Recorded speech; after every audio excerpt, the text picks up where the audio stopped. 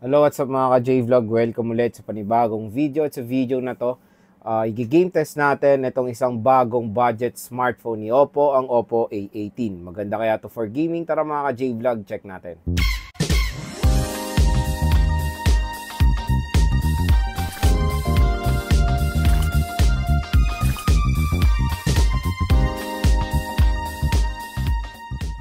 So bago tayo mag-start, ito pala yung quick specification. Si Oppo A18 sa OS out of the box sa Android 13 siya with ColorOS 13.1.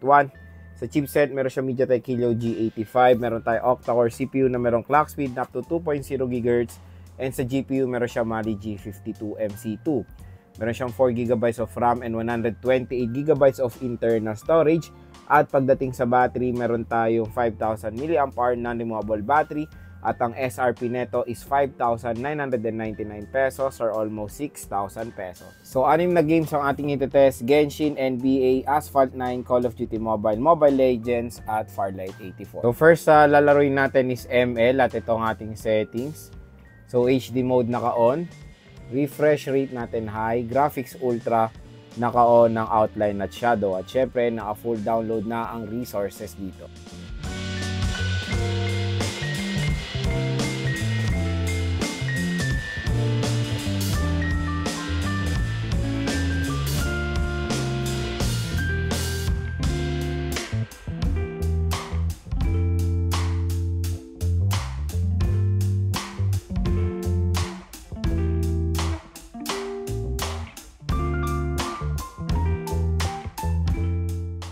So pagdating sa Mobile Legends, nakakatuwa nga na napaka-smooth naman ng performance dyan ni Oppo A18.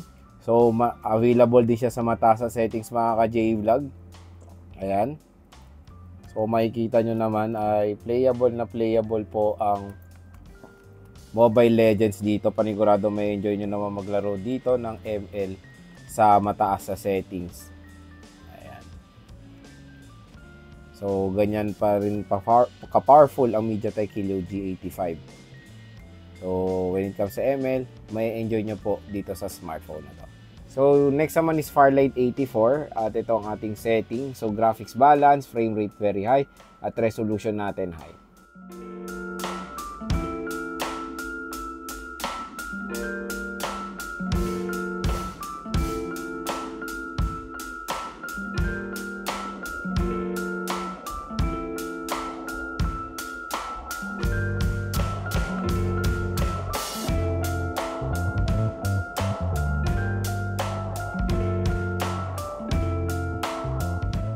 So pagdating sa Farlight 84, nakakatuwa na maganda rin ang performance dyan ni Oppo A18.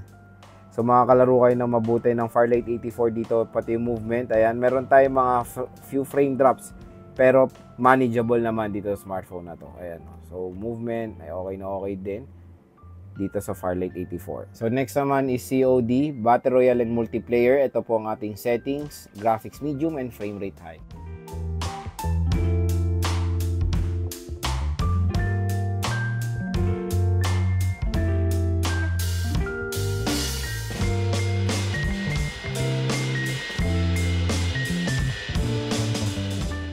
So pagdating sa Battle Royale, ito nakakatuwa. Smooth po ang performance dyan ni Oppo A18. Pero yun nga, hanggang ngayon ay hanggang medium graphics lang ang available dito. Sad to say, pero I think kaya niya yung ultra graphics kahit na available eh. Pero sa medium and high frame rate ay maganda po performance si Oppo A18 sa Battle Royale na to ng COD. Kahit na po may kalaban ay wala tayong experience sa any problem habang naglalaro.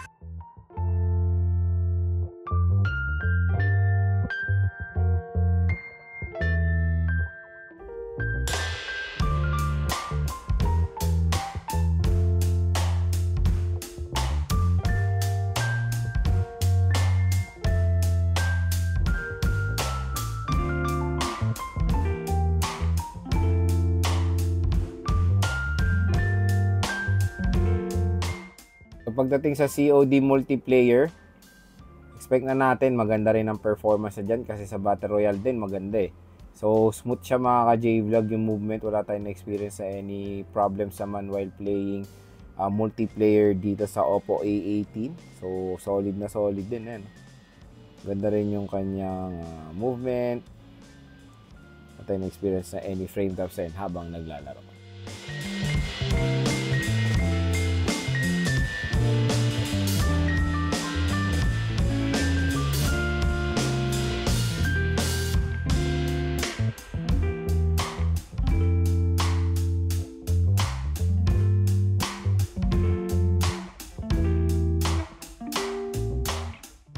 So pagdating sa Asphalt 9, ay tingnan nyo naman, maganda rin ang performance dyan ni Oppo A18. Smooth din siya sa ganitong settings mga ka-J-Vlog. Meron mga slight frame drops pag nag-clash sa kotse, pero after nun ay maganda na ulit ang performance ng Asphalt 9. So yun, paniguradong may enjoy nyo rin maglaro ng Asphalt 9 dito sa smartphone na to. So next naman is NBA 2K20 at sinet na natin sa high settings.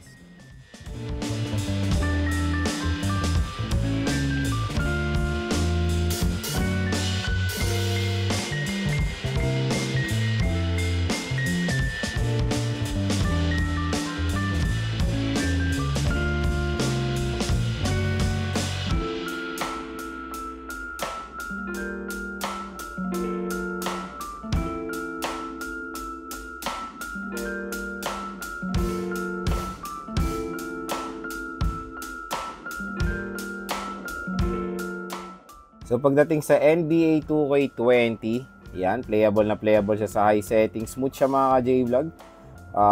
Frame drops, wala tayong experience at wala rin tayong experience sa slow movement sa mga players. Kaya panigurado may enjoy nyo maglaro rin ng NBA 2K20 dito sa Oppo A18 sa high settings pa. So next naman is Genshin. Ngayon, try lang natin iset sa pinakamataas sa settings. Tingnan natin kung saan hanggang saan ang bubuga ni Oppo A18. 60 motion blur low. Ayan, naka-on yung motion blur ha. Ayan, so kung makikita nyo, slow movement siya sa high settings na naka-on yung motion blur. Pero lahat naman ng ginagawa niya para ma-handle yung Genshin Impact. Pero in fairness malakas talaga tong G85 nakakapag-battle pa nga tayo. Pero may mga frame drops. Ayan, mahirap mag-rotate pag naka-on yung motion blur. Ngayon, i-off natin yung motion blur. Tingnan natin kung kamusta ang magiging performance niya pag naka-off ang motion blur. Yan, no? So, makikita nyo, wait lang. Aray ko naman, kinombo na tayo. Mas umokay yung niya pag-rotate niya nung in-off natin yung motion blur. Kumbaga gumaan naman yung pag-rotate kasi do sa motion blur kanina talaga sobra. Pero in fairness nakakalaro tayo sa high settings ng Genshin pero hindi siya smooth. Ang importante playable mga J-Vlog Playable siya. Hindi nga lang siya smooth. May mga frame drops from time to time. Ayan. Dahil since sinet natin sa mata sa settings, medyo nagiging warm na yung smartphone banda dito sa joystick. At yan na yung magkakos ng mga super duper na mga frame drops. Ngayon, set natin sa low settings, sa pinaka mababa. Ayan, lowest, 30 FPS at naka-off ang motion blur. So, medyo hindi gumanda na yung graphics, naging pixelated na. Pero medyo, ayan, gumaan yung yung pakiramdam nung laro. Mas umokay yung movement, mas bumilis. Nakaka-rotate tayo ng mas okay. Ayan. Mas gumaan yung workload niya kumbaga. Yung hindi siya overclock kumbaga. Ayan. So, low settings ang pinaka-preferred na settings ng Genshin sa Oppo A18. So, ayan. Playable po ang Genshin Impact dito sa Oppo A18 at ang pinaka-the best na settings na pwede nyong set is low settings.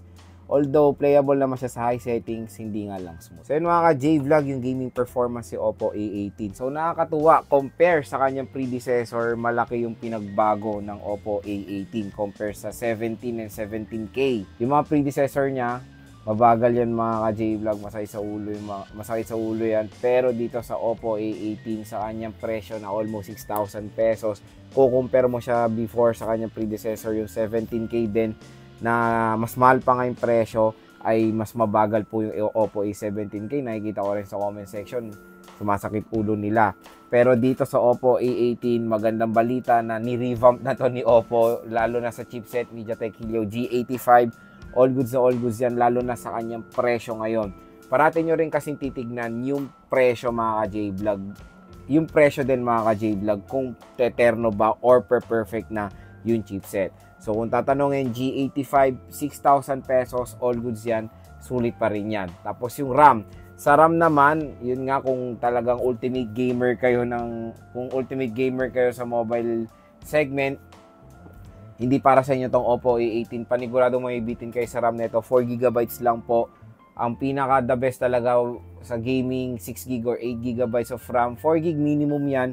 Mga ibang games pwede dito tulad na lang mga tinest natin. Nakakagulat nga rin, even Genshin Impact playable naman dito. Basta pag maglalaro kayo sa Oppo A18 pag 4GB lang ang RAM, i-off nyo lahat or i-close nyo lahat ng Windows or applications sa iba para pag maglalaro kayo, isang game lang naka-open para doon lang magpo-focus yung RAM. So 4GB, kung makikita nyo, nakalaro rin naman tayo kahit pa paano. So yun, tulad ng sinabi ko sa inyo kanina, G85 ay bubuga pa rin yan sa gaming.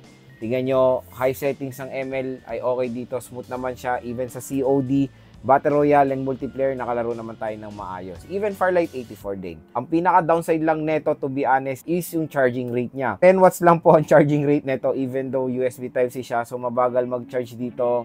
Mag-ready na kayo. Kahit na Type-C ito, pero hanggang 10 watts lang kasi ang kanyang charging rate. So, kahit na gumamit kayo ng fast charging, 10 watts lang ang pinakasagad niya. So yun lang mga ka-J-Vlog, yung ating game test dito sa Oppo A18. Kung i-rate ko yung gaming performance nito sa kanyang presyo na 6,000 pesos, 1 ang lowest and ang highest, ang score ko dito nasa 8.5. Kaya 8.5, medyo nalungkot lang ako sa kanyang RAM, 4GB of RAM, pero storage perfect, 128GB, pinaka-minimum na yan. Yung mga nalungkot lang ako na side niya is yung kanyang 10 watt charging rate and yung kanyang RAM na 4GB. Pero ibabawi naman, 128GB sa internal storage, all goods. Yan ay minimum talaga ngayon.